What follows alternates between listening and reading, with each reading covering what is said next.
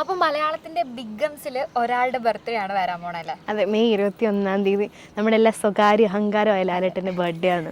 ഷാലോണേ, നമുക്ക് എല്ലാവർക്കും ലാലേട്ടൻ മൂവീസിലെ ഫേവറേറ്റ് ആയിട്ടുള്ള ഏതെങ്കിലും മൂവി കാണാം. ഏതെങ്കിലും അല്ല, ഓൾമോസ്റ്റ് എല്ലാ മൂവീസും നമുക്ക് ഫേവറേറ്റ് ആയിരിക്കും. ഇപ്പോൾ ലൈക്ക് നരസിംഹം, രാവണപ്രഭു, എനിക്ക് സ്ഫടികം. ഇപ്പൊ ഇതൊക്കെ ഒരേ ജോണർ മൂവിയാണല്ലോ. എന്റേത് ഏത് ഫേവറേറ്റ് മൂവി എന്നറിയാം? ഏതാണ്? ചോട്ടാ മുംബൈ. ഓ, അതിലെ ഹ്യൂമറും എല്ലാം കൂടെ. അതെ, ഹ്യൂമർ മാത്രമല്ല, അതിനകത്തുള്ള എല്ലാം അടിപൊളിയാണ്. ഇപ്പോൾ ഇങ്ങനത്തെ പക്ക എൻ്റർടൈൻമെൻറ്റ് മൂവീസ് വരുമ്പോഴത്തേക്കും അതിൽ കൊമേഡിയൻസ് ഒക്കെ വരുമ്പോൾ അവരായിരിക്കും ഷോൾഡർ ചെയ്ത് നിന്നിട്ടായിരിക്കും പടം മുന്നോട്ട് പോകുന്നത്. പക്ഷേ ഇതിൽ അത് മാത്രം നമുക്ക് പറയാൻ പറ്റില്ല. ലാലേട്ടൻ്റെ പെർഫോമൻസ് എടുത്ത് പറയാനുള്ളത് തന്നെയാണ് ചോട്ടാ മുംബൈ. അത് പറഞ്ഞപ്പോൾ അതിൻ്റെ അപ്പൻവേഷൻ ചെയ്യുന്നത് സായ്കുമാർ. അപ്പോൾ സായ്കുമാറും മോഹൻലാലും തമ്മിൽ ഒരേ ഏജാണ്. എന്നാലും ലാലേട്ടൻ അതിലേക്ക് പ്ലേസ് ചെയ്തിരിക്കുന്നത് ഭയങ്കര ഫ്ലെക്സിബിൾ ആയിട്ടാണ് ലാലേട്ടൻ അതിലായിട്ട് മകനായിട്ട് അഭിനയിച്ചിരിക്കുന്നത്. അത് നമുക്ക് ഭയങ്കര ഓമനത്തും തോന്നും. അത് പറഞ്ഞപ്പോഴേ ഈ അച്ഛൻ മോൻ കോംബോ പഴയ ഒരു മൂവി ആട്ടോ. നസീർ ആയിരുന്നു നായകൻ. പടയോട്ടം കണ്ടിട്ടുണ്ട്. അതിനകത്ത് നമ്മുടെ മമ്മൂട്ടി ആയിരുന്നു നെഗറ്റീവ് റോൾ ചെയ്തത്. അതിൽ മമ്മൂട്ടിയുടെ മകനായിട്ടായിരുന്നു ലാലേട്ടൻ അഭിനയിച്ചത്. ലാലേട്ടൻ നെഗറ്റീവ് അല്ലായിരുന്നു കേട്ടോ. ലാലേട്ടൻ അതിനകത്തൊരു പാവം, നമുക്ക് പഴയ ലാലേട്ടനെ കാണുമ്പോൾ തന്നെ ഓമനത്തൊക്കെ തോന്നില്ല, അങ്ങനത്തെ ഒരു മോനായിരുന്നു ലാലേട്ടൻ. അവസാനം മമ്മൂക്ക തന്നെ കൊല്ലുന്നുണ്ട്. അടിപൊളി.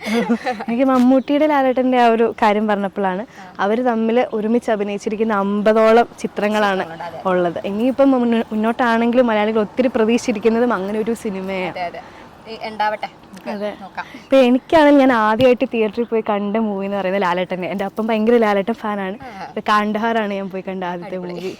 ഇപ്പോൾ കുരുക്ഷേത്രം, കീർത്തിചക്രയും, കാണ്ഡഹാർ, ആ ഒരു രീതിയിലുള്ള മൂവീസ് ഒക്കെ എനിക്ക് ഭയങ്കര ഇഷ്ടമാണ്. ഇതൊക്കെ മിലിറ്ററി ആ ഒരു രീതിയിലുള്ള. അത് പറയുമ്പോഴോർത്തെ 2009 അങ്ങോട്ടല്ലേ ലാലേട്ടന്റെ ലെഫ്റ്റനന്റ് കേണൽ പദവി കിട്ടുന്നത്.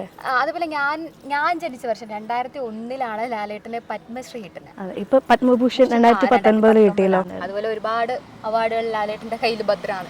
ഇപ്പൊ ലാലേട്ടനെ പറ്റി പറയുകയാണെങ്കിൽ ഒത്തിരി കഥകൾ നമ്മുടെ ഇൻഡസ്ട്രിയിലാണ് ഒത്തിരി പേര് പറഞ്ഞിട്ടുണ്ട്. ഇപ്പോൾ ഒരു നവോദയയിലെ ഷൂട്ടിംഗ് നടക്കുന്ന സമയത്ത് ഇപ്പോൾ ഒരു കാലൊടിഞ്ഞ ഒരാളിങ്ങനെ ജീപ്പിലിങ്ങനെ വരുമായിരുന്നു. അപ്പോഴത്തേക്കും പെട്ടെന്ന് നവോദയ അപ്പച്ചൻ ഇങ്ങനെ ഇറങ്ങി വന്നിട്ട് പറഞ്ഞു, ഈ ആളായിരിക്കും ഇനി മലയാള സിനിമ റൂൾ ചെയ്യാൻ പോകുന്നത് എന്നുള്ളൊരു പറഞ്ഞു. അത് വേറെ ആയിരുമല്ലോ നമ്മുടെ ലാലേട്ടൻ.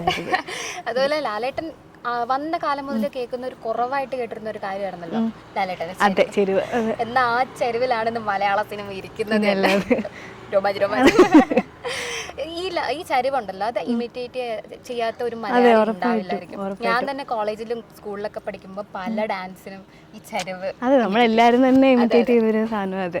പിന്നെ അതുപോലെ തന്നെ ഈ എല്ലാ ഇമോഷൻസും എന്താ പറയുക, വിഷമമാണെങ്കിലും നമുക്ക് ഹാപ്പി ആയിട്ടുള്ള ഇതാണെങ്കിലും എല്ലാ ഇമോഷൻസിനെയും നല്ല രീതിയിൽ കൺവേ ചെയ്യാൻ വേണ്ടിയിട്ട് ലാലേട്ടനെ പറ്റിയിട്ടുണ്ട്. അപ്പോൾ അത് പറയുമ്പോൾ വില്ലൻ മൂവിയിലെ ലാസ്റ്റത്തെ ക്ലൈമാക്സിൽ ഇപ്പോൾ ഭാര്യയെ നഷ്ടപ്പെട്ടിട്ട് നിൽക്കുകയാണ്. എന്നാലും തിരിച്ചു പിടിക്കായിരുന്നു, എന്നാൽ പോലും ഭാര്യയെ നഷ്ടപ്പെട്ട് നിൽക്കുന്ന സമയത്ത് ഇങ്ങനെ തല ഇങ്ങനെ ചിരിച്ചു വെച്ചിട്ട് കണ്ണുനീര് വരുന്നു.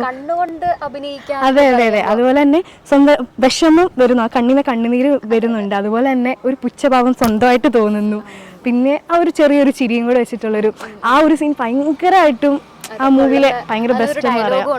അതെ, അതെത്ര സ്റ്റാറ്റസ് ആയിട്ട് പോയിട്ടുണ്ട്. അതെ. അതേപോലെ ലാലേട്ടന്റെ അഭിനയത്തിന്റെ കാര്യം പറയുമ്പോൾ എനിക്ക് എപ്പോഴും ഓർമ്മ തന്മാത്ര.